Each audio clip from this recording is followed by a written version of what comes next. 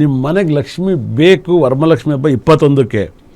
ಈಗಲೇ ವರಮಹಾಲಕ್ಷ್ಮಿ ಹಬ್ಬನ ನೀವು ನಿಮ್ಮ ಸಾಲ ಬಾಧದಿಂದ ಆಚೆ ಬರಬೇಕು, ದುಡ್ಡಿಂದ ಆಚೆ ಬರಬೇಕು, ಅದೃಷ್ಟದಿಂದ ನೀವು ತಾಂಡಾಡ್ಬೇಕಂದ್ರೆ ನಮ್ಮ ಲಕ್ಷ್ಮಿ ಟಿಪ್ಸನ್ನ ಫಾಲೋ ಮಾಡಿ. ಯಾಕಂದರೆ ಲಕ್ಷ್ಮಿ ನನ್ನ ಈ ಲಕ್ಷ್ಮಿ ಹಬ್ಬನ ಟಿ ವಿಲಿ ಅನೌನ್ಸ್ಮೆಂಟ್ ಮಾಡಿದ್ದೆ ನಾನು. ವರಮಹಾಲಕ್ಷ್ಮಿನ ಈ ಗಳಿಗೆಯಲ್ಲಿ ಇವಾಗಲ್ಲ 2011 ಮಾಡ್ತಾಯಿದ್ದೀನಿ. ಈಗ ಜನ ಯೂಟ್ಯೂಬು ಇನ್ಸ್ಟಾಗ್ರಾಮ್ಗೆ ಪ್ರಮೋಟ್ ಮಾಡ್ಕೋಬೇಕು, ಏನು ಸಬ್ಜೆಕ್ಟ್ ಇಲ್ಲ ಅಂತ ಏನೇನೋ ಮಾತಾಡ್ತಾರೆ. ಆರ್ಯವರ್ಧನ್ ಹಂಗಲ್ಲ, ಇದು ನನ್ನ ಕರ್ತವ್ಯ. ಲಕ್ಷ್ಮಿ ನಂಗೆ ನನ್ನ ಫೇವ್ರೆಟ್. ನಮ್ಮ ಮನೆಯವರು ಮಹಾಲಕ್ಷ್ಮಿ. ನನ್ನ ಸಬ್ಜೆಕ್ಟ್ ನಂದು ವೃಷಭ ಲಗ್ನ, ಮಹಾಲಕ್ಷ್ಮಿ ಲಗ್ನ. ಅದು ವೃಷಭ ರಾಶಿ ಅಲ್ಲ, ಕುಂಭ ಲಗ್ನ. ಕುಂಭ ಅಂದರೆ ನೀವು ವರಮಹಾಲಕ್ಷ್ಮಿ ಕೂರಿಸ್ತಾರೆ. ಕುಂಭದಲ್ಲಿ ಸಾಕಷ್ಟು ದೇವರುಗಳು. ರಾಯರ ಆರಾಧನೆ ಬರೋದೇ ಮಧ್ಯ ಆರಾಧನೆ ಶತಭಿಷ ನಕ್ಷತ್ರದಲ್ಲಿ. ಚಿದಂಬರಂ ನಟರಾಜ ಸ್ವಾಮಿ ಇರೋದು ಶತಭಿಷ ನಕ್ಷತ್ರ. ಬ್ರಹ್ಮ ಹುಟ್ಟಿರೋದು ಶತಭಿಷ ನಕ್ಷತ್ರ ಕುಂಭರಾಶಿಯಲ್ಲಿ. ಅಂದರೆ ಬ್ರಹ್ಮಜ್ಞಾನವನ್ನು ಪಡ್ಕೋಬೇಕು ಅಂದರೆ ಬ್ರಹ್ಮನ ಆರಾಧಿಸಬೇಕು. ಅದಕ್ಕೆ ನಾನು ಬ್ರಹ್ಮನ ಅತಿ ಹೆಚ್ಚು ಆರಾಧಿಸ್ತೀನಿ. ಬ್ರಹ್ಮ ಪವರ್ಫುಲ್ ಗಾಡ್ ಅಂತ ಹೇಳ್ತೀನಿ. ಲಕ್ಷ್ಮಿ ನಿಮ್ಮ ಮನೇಲಿ ತಾಂಡವ ಆಡಬೇಕು ಅಂದರೆ ದಯವಿಟ್ಟು ಈಗಲೇ ನನ್ನ ಲ್ಯಾಂಡ್ಲೈನ್, ನನ್ನ ಆಫೀಸ್ ನಂಬರ್ಗೆ ಕರೆ ಮಾಡಿ.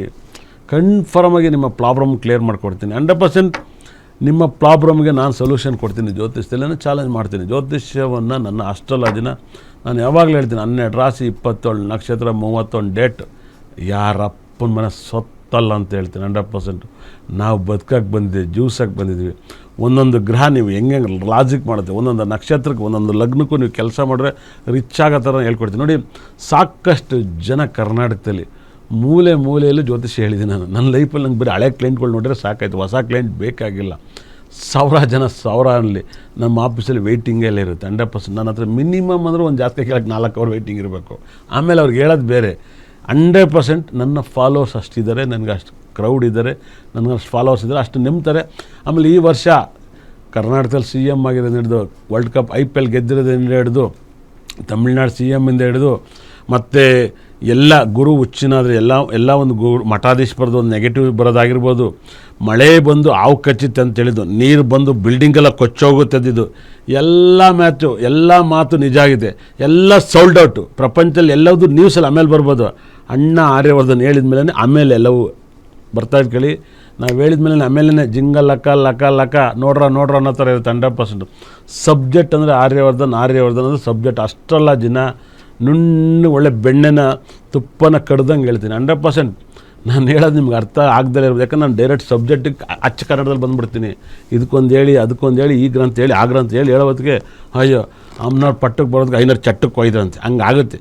ಅಮ್ಮನವ್ರ ಪಟ್ಟಕ್ಕೆ ಬರೋದಕ್ಕೆ 500 ಚಟ್ಟಕ್ಕೆ ಹೋಗ್ಬಿಡ್ತಾರೆ. ಸಬ್ಜೆಕ್ಟ್ ಹಿಂಗಿರುತ್ತೆ ಸಬ್ಜೆಕ್ಟ್. ಮೊಬೈಲ್ ನಂಬರ್ಸು, ಗಾಡಿ ನಂಬರ್ಸ್. ಯಾಕೆ ರೀ ಎಜುಕೇಷನ್ ಮಿನಿಸ್ಟರ್ ಯಾಕೆ ಇಳಿಬೇಕಾಯ್ತು? ಅವರೇ ಯಾಕೆ 26ನೇ ತಾರೀಕು ಆಗಿರ್ಬೇಕಾಯ್ತು? ನನ್ನ ಡೇಟ್ ಯಾಕೆ ಆಗಬೇಕು? ನಾನು ಹೇಳಿದ ಡೇಟ್ ಯಾಕೆ ಆಗಬೇಕು? ಎಲ್ಲ ಮಾತುಗಳು ನಿಜ ಆಗುತ್ತೆ. ಇವತ್ತು ಮುತ್ತತ್ತಿ ಆಗಿರ್ಬೋದು, ಎಲ್ಲ ಮಾತು ಪಕ್ಕಾ ನಡೆದಿರುತ್ತೆ. ನನ್ನ ಮಾತು ವರಮಹಾಲಕ್ಷ್ಮಿ ಹಬ್ಬ ನಿಮಗೆ ಗಳಿಗೆ ಬೇಕು, ಮುಹೂರ್ತ ಬೇಕು. ಮತ್ತು ಅದಕ್ಕಿಂತ ಮುಂಚೆ ಈಗಲೇ ನೀವೊಂದು ಲಕ್ಷ್ಮಿನ ಯಾವ ಮೂಲೆಯಲ್ಲಿ ಇಟ್ಟರೆ ವರಮಹಾಲಕ್ಷ್ಮಿ ಮುಂಚೆನೇ ನಿಮ್ಮ ಮನೆಗೆ ಬಂದು ಸೇರ್ಕೊಂಡ್ಬಿಡ್ತಾರೆ. ಊರೆಲ್ಲರೂ ಹೇಳ್ತಾರೆ. ನಾನು ಮಾತ್ರ ಬೆಳಗ್ಗೆ ಸ್ನಾನ ಮಾಡಿಬಿಟ್ಟು ಬಿಚ್ಚಿ ಅಲ್ಲಿ ಇಟ್ಬಿಟ್ಟಪ್ಪ. ನಿಜವಾಗ್ಲೂ ನಾನು ಇವತ್ತಿಂದಲೇ ವರಮಹಾಲಕ್ಷ್ಮಿ ಹಬ್ಬ ಮಾಡ್ತಾಯಿದ್ದೀನಿ. ಇವತ್ತಿಂದಲೇ ವರಮಹಾಲಕ್ಷ್ಮಿ ಹಬ್ಬ ಸ್ಟಾರ್ಟ್ ಆಗ್ಬಿಟ್ಟಿತ್ತು ನನಗೆ. ನಿಮಗೂ ವರಮಹಾಲಕ್ಷ್ಮಿ ಹಬ್ಬ ಇವತ್ತಿಂದಲೇ ಬೇಕಾ? ಏನು ಗ್ಯಾರಂಟಿಲಿ ಟಿ ವಿಲಿ ನೋಡ್ತಿದ್ರೆ ಮಹಾಲಕ್ಷ್ಮಿ ತಡ ಮಾಡಿದ್ರೆ ನಮ್ಮ ಆಫೀಸಿಗೆ ಫೋನ್ ಮಾಡಿ. ನಿಮಗೆ ಯಾವ ಟೈಮಲ್ಲಿ ಮುಹೂರ್ತ ಬೇಕು ಅಂತ ಹೇಳ್ತೀನಿ. 100% ಇದಕ್ಕೆಲ್ಲ ಉತ್ತರ ಸಿಗುತ್ತೆ. ನನ್ನ ಫಾಲೋವರ್ಸ್ ಈಗಲಿಂದಲೇ ಬರ್ತಾರೆ. ಇವತ್ತು ಕೂಡ ವರಮಹಾಲಕ್ಷ್ಮಿ ಹಬ್ಬಕ್ಕೆ ಕೇಳ್ಕೋಗಿ ಬಂದಿದ್ದರು.